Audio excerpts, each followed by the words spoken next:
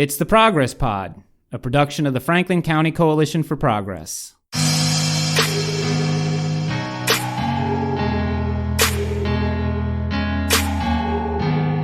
I'm Pete Mazzoni. The framers gifted us with perhaps the most powerful tool available to the average citizen, a vote, which is a voice in our constitutional republic. Whatever one's status in the society, the right to vote and be heard is fundamental to who we are. So how do we go about making informed decisions on the ballot from the local to the national stage?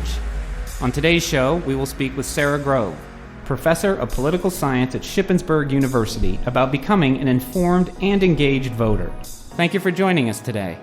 Well, thank you, Pete. I'm glad to be here. Let's start with one of the resources you gave me, the League of Women Voters of Pennsylvania. Tell us what we have there.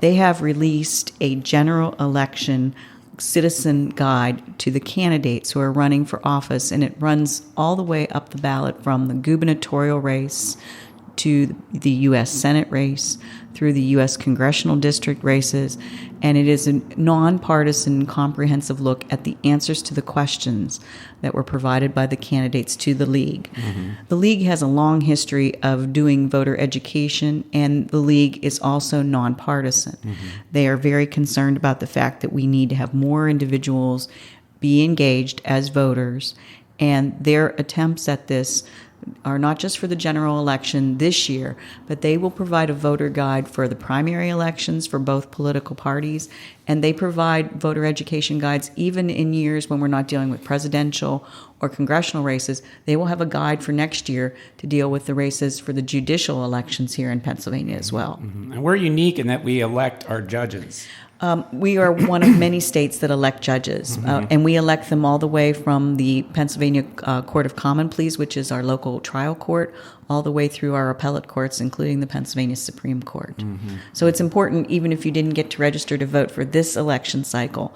Next election cycle will be for local elections and will be for judicial elections. And we, as citizens, really should use that opportunity to influence the system. As you said, it is a right that is given to us, and I think from our perspective, at least mine as a political scientist, it's a responsibility that we should take seriously and learn about the candidates and think about how we can go ahead and influence our system.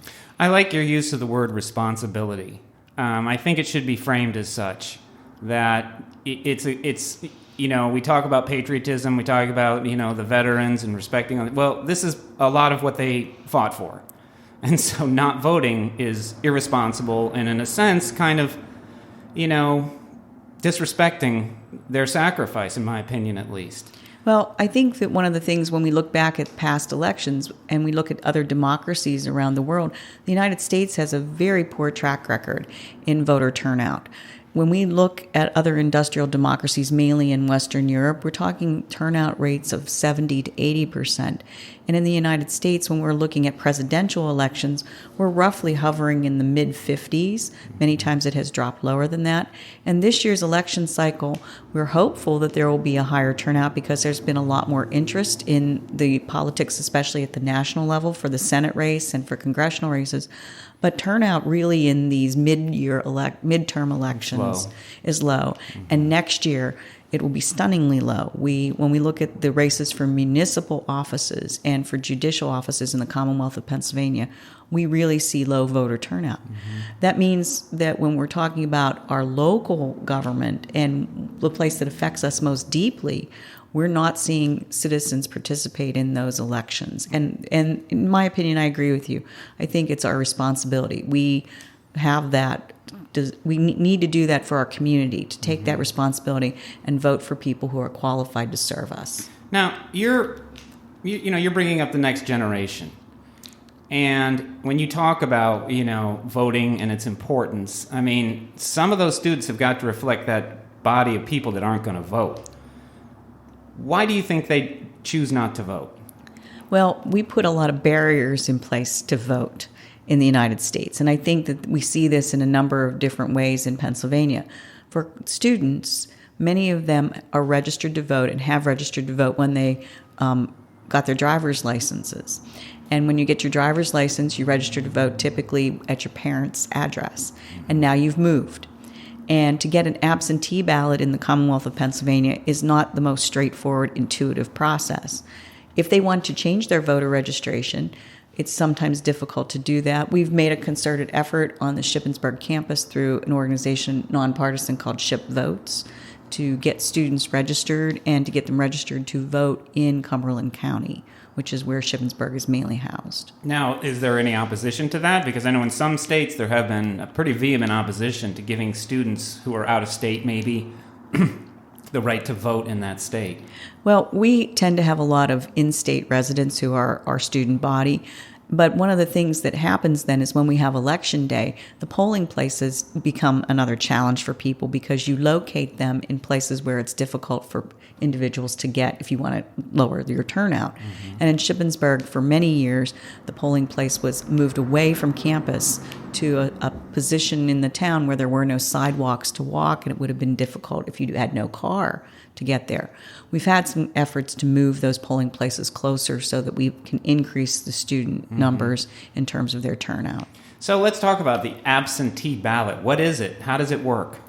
Well, the absentee ballot is in Pennsylvania, is supposed to be for individuals who are ill or disabled or who will be absent from the municipality where they're registered on Election Day.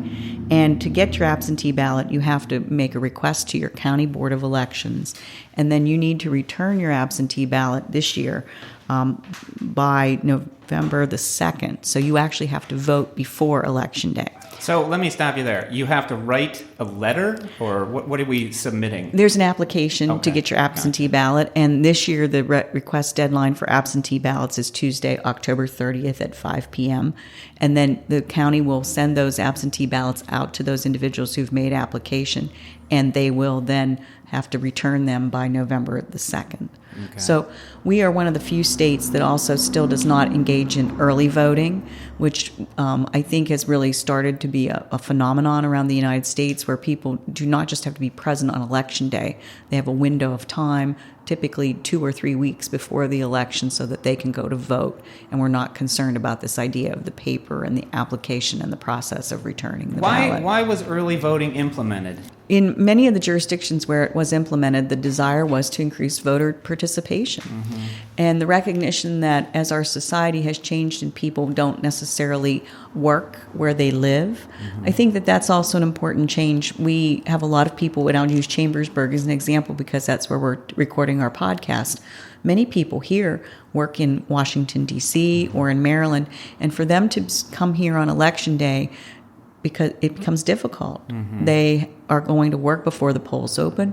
They're coming home after the polls have closed. And so the idea of early voting kind of took into account around the United States this fact that our lifestyle is different from when we were initially looking at these large numbers of voters. Now, how does that functionally work? How do you early vote? In most places, you actually go to your county courthouse and you vote there. We don't use the concept typically of the precincts being set up as you would think of an election day, typically here in Pennsylvania.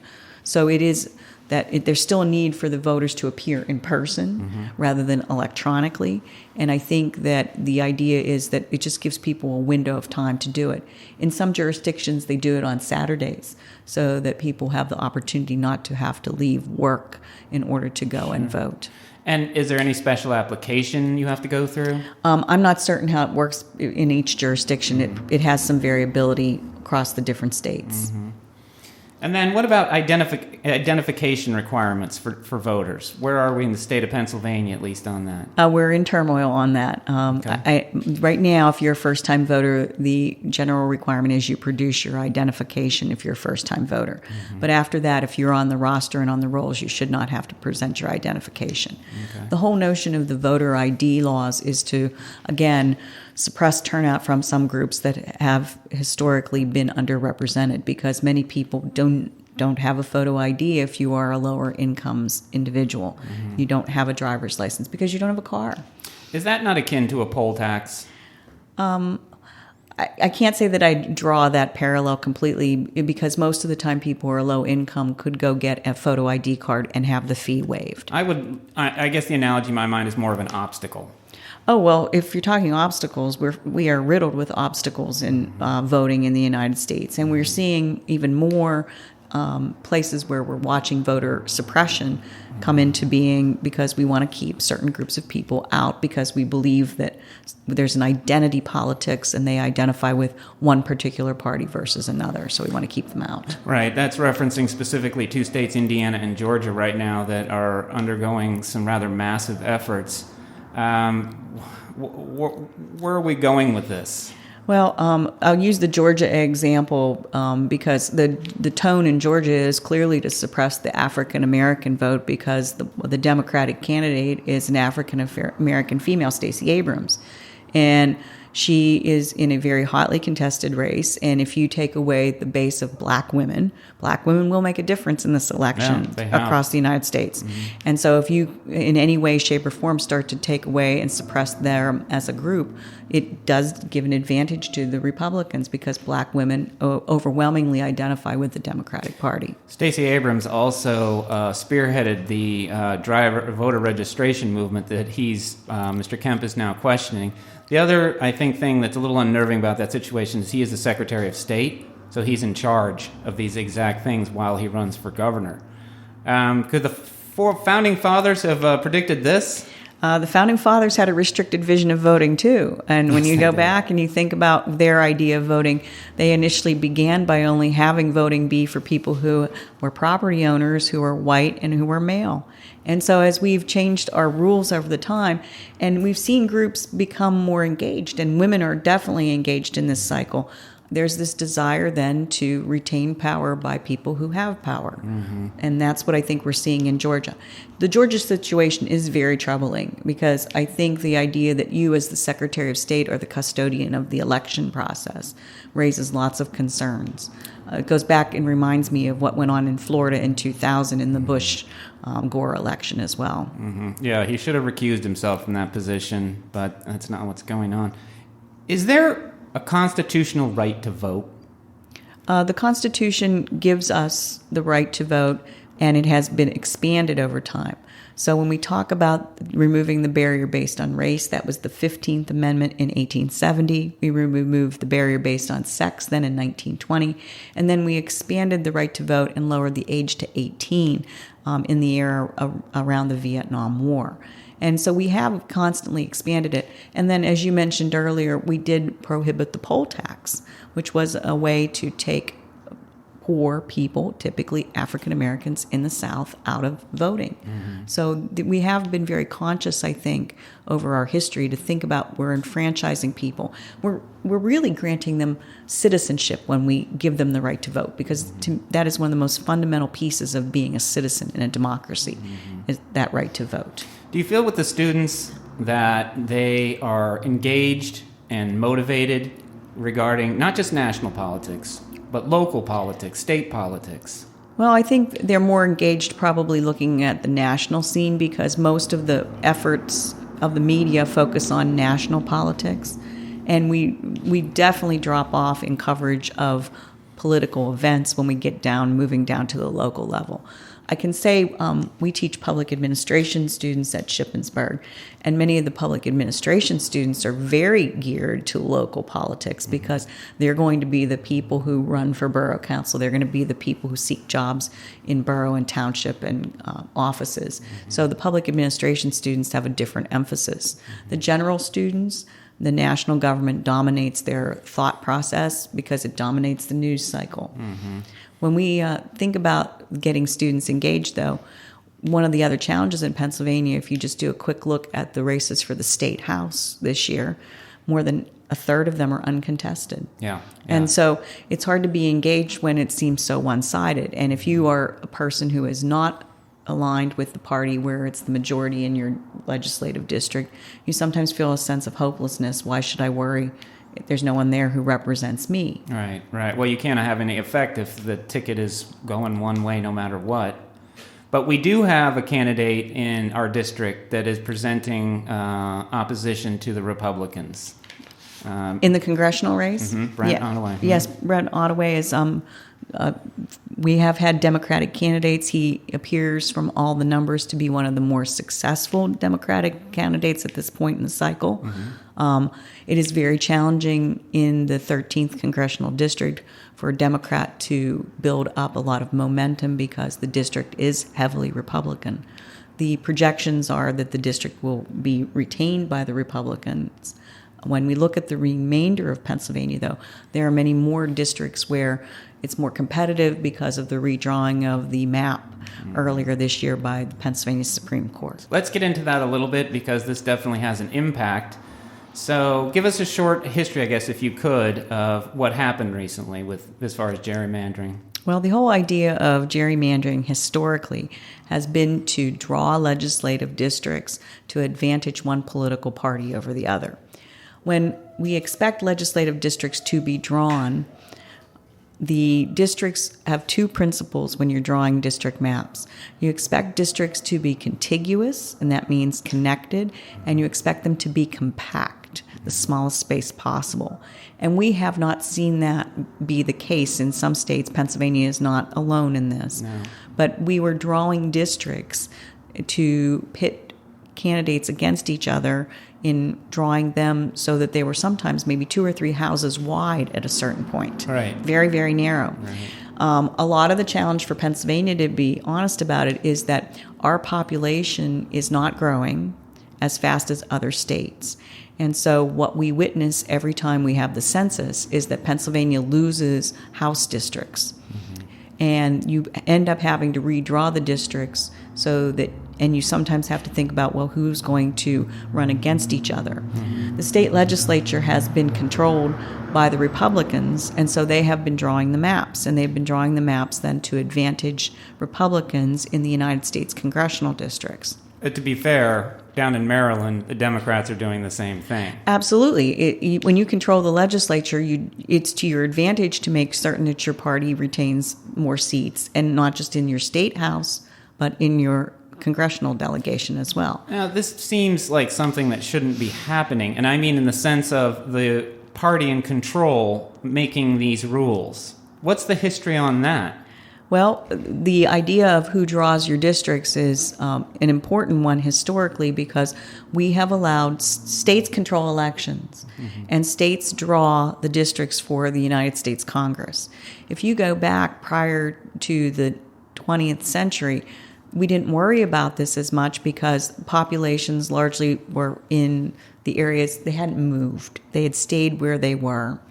And we also kept expanding the size of the House of Representatives. So when a new state was added to the Union, rather than just completely saying, okay, everyone has to redraw their districts, we added more seats. And that finally ended at around 1910, largely because the House chamber in Washington was constructed and there's not much more space. I see. So we fixed the 435 number for the House in roughly 1910 following the census, and we've had then to redraw those 435 districts then ever after because we don't have any more that we're going to create. Is there a better formula for doing that? Oh, I think absolutely there's a better formula. We see places where the maps are being drawn and generated using geographic information system technology so that we can meet the desires of the contiguous and the compact. Because the whole theory when you draw the district, leaving the partisanship behind, obviously, is that you want a representative to represent just about the same number of people. Right. That's what the goal should be. So if you have a representative who has to represent, let's say, 500,000 people, you need to then draw districts that all represent 500,000 people that are contiguous and compact. And you shouldn't be concerned about the partisanship, but that's where we have devolved to over the last 50 to 100 years. Devolve is the right word. I'd like to also now discuss the Electoral College. All right, not a subject for this election, but yes, it's a fair question. We're kind of just getting into this whole thing. Let's talk about how the Electoral College actually functions. Could you describe that for us? Certainly. The Electoral College was devised in the Constitution to elect the President and Vice President of the United States. And the way the Electoral College works is that each state has a number of electors that is equal to the number of representatives that they have in the House of Representatives, plus then 2 for their senators. It's not the representatives and the senators who are the electors. The electors represent individuals who will vote for a specific candidate in the electoral college. So, for example, someone who is a Democratic elector would vote for the Democratic winner in that particular state. Most states use a winner-take-all model. So that means the candidate who earns the plurality of the vote gets all of that state's electors. So that is why we see the lopsidedness of the Electoral College, because it is the idea that you win, even if it is by a very slim margin. 80,000 votes in Pennsylvania. Yes, you get all of the state's electors. And there are some states that have electors by congressional district, and I think that that's a model that might be appropriate to move to, rather than trying to amend the Constitution to remove the Electoral College. That's not going to happen. No, I think that will be very difficult. But if we move to that idea that states would use the congressional district elector model, you win the congressional district, you get the elector. More representative. It would be, and it would get rid of some of this lopsidedness of the Electoral College outcome as being very different from the popular vote. How are the electors chosen? The electors are pledged to particular candidates, and so that's the way they oftentimes are elected office holders, but not the members of Congress, not the senators, but they oftentimes are elected office holders who vote then for their particular party's candidate. Okay. It varies from state to state. I think the issue that I'm having with the Electoral College is you have states that have very sparse populations, states that have very dense populations. The states that have very dense populations have, little to no economies compared to these other giant economies, yet they get the same say. And their votes can often negate, a vote in Wyoming can often negate up to 30,000 votes in California. And that has, to me, kind of a fundamental unfairness to it. Well, the real difference comes because of how we count the senators. And the whole theory of the Senate as opposed to the House was that when we were looking at building the country and thinking about creating Congress, we had large states and we had small states back at that time, too. And the large states wanted everything based on population. Of course. And that was the plan that was advanced by Virginia at the Constitutional Convention. And the small states, New Jersey was the most powerful of the small states then. And New Jersey advocated, hey, wait a minute, we need to have a balance. And they were the ones who drove the model at the Constitutional Convention for the Senate. So back then, while Virginia was a large state, the framers never had a vision of a large state like California is today. Right. And when you start to look at this dynamic then, those 2 Senate votes in the Electoral College really do shift the balance of power, because it makes those small states, even though they may only have 3 electoral votes like Montana, it does give those citizens in Montana disproportionate influence through those electoral votes. Well, yeah, and the converse to my argument is that candidates would fly from one coast to the other, and the sparsely populated people wouldn't be heard from, they wouldn't be spoken to. No, and I think that that's the challenge right now, because for candidates, the 10 largest states are divided between red and blue. And if they would all lean one direction, a candidate for president would have no incentive to visit the others. But when you take a look at California and New York, they're historically been blue. And then you take a look at Texas, and it has historically been red. And you start to then look at some of the other states, and you go, okay, you kind of go back and forth. But we do tend to have that dynamic that the large states are split now. If they would ever trend together, I think it would make a big difference, and people would be more outraged at the Electoral College outcome. Yeah, well, one side of the aisle is always going to be mad, so... That's right. There's in the way American politics is constructed, there is always a winner and a loser. Yeah. The demographic shifts that we're hearing about, do you think these are real as far as what young people are thinking and how they're voting and how the country is changing? Becoming less white, I guess, is just the way to say it. Well, the demographics are real there. The country will be less white majority very shortly. And I think that I will say you won't be in the majority population-wise, but the power structure still favors whites. And the idea of privilege is really still very important. And when you start to think about empowering communities of color to be involved, we start to see some of this, and then you see the backlash. As we were talking earlier in the podcast about the events in Georgia, we just start to see this idea that here you have a very credible, strong black woman candidate in Stacey Abrams, and the whole idea is we really want to start now to suppress the votes because we're worried that black women are going to take control of that office. This takes us to 2013, when the Supreme Court basically took away the Voting Rights Act, which was...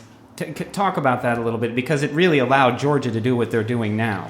Yes, and the Voting Rights Act of 1965 had protected against voter suppression in states that had a history of discriminating based on race in the South. And so when the Supreme Court rendered its decision in 2013, it removed those protections. And as you said, it has emboldened states to take these steps now to suppress voters. Mm-hmm. And to quote what Chief Justice Roberts said, quote, "Racial discrimination in voting had been greatly reduced, and therefore it was time to gut the Voting Rights Act." Yes, and I think that there were some dissenters there who disagreed with Chief Justice Roberts in that particular decision. Can you allow me to quote Yes, Ruth I will. Bader Ginsburg in her dissent? She said, "Destroying the Voting Rights Act because it had succeeded in limiting discrimination was, quote, like throwing away your umbrella in a rainstorm because you're not getting wet." So there's her dissent on that. But that did kind of open the door. It did, and I think that what we're going to watch now is how people respond to what is going on, and what's the conversation that comes out of these states that are engaging in voter suppression, and will there be if we see the turnout in Georgia in particular being suppressed, what's going to be the consequence of that? I really think that that's the race to watch as a harbinger of how things go forward, not only for women candidates, for African Americans, but also then for this whole notion of participation. I know I have a very good friend who's working on Stacey's campaign in really? Georgia, and she is really they are on it. They are recruiting people through social media. They were out this morning talking about where are you seeing the voter suppression? Report it so we have it in the public on social media, so that we start to then kind of counteract it. Okay. Let's circle back to some of these other resources that we could get out to the people, because you sent me some other URLs, and I looked them up, and they were powerful databases full of information. Absolutely. I included a couple other URLs for you, and one of them is Project Vote Smart. And Project Vote Smart has been around. It is also nonpartisan, and it catalogs not only politicians and their races, but it catalogs campaign gifts. And you can start to track some of the money, because money is flowing into these races.